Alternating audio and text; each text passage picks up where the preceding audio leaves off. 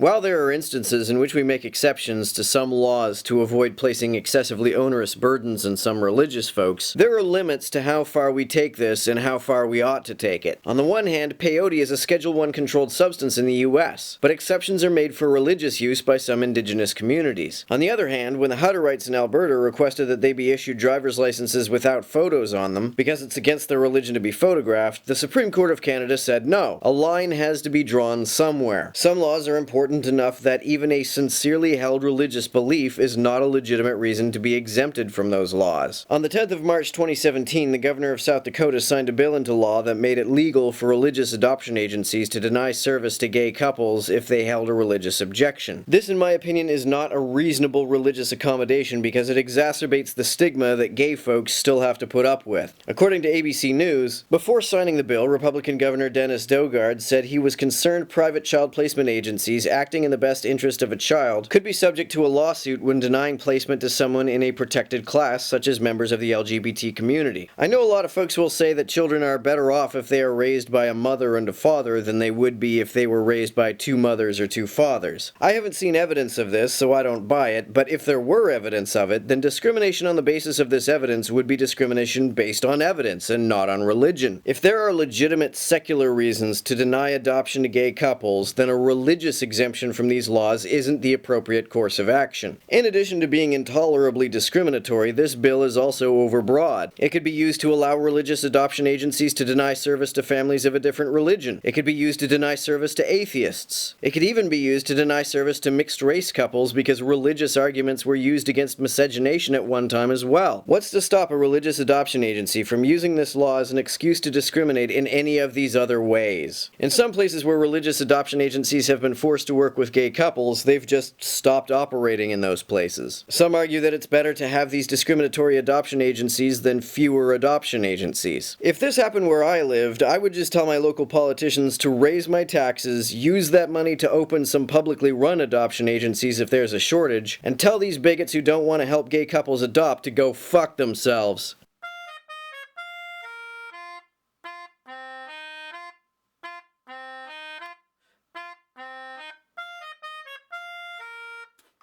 If you'd like to help support my work, I do have a Patreon.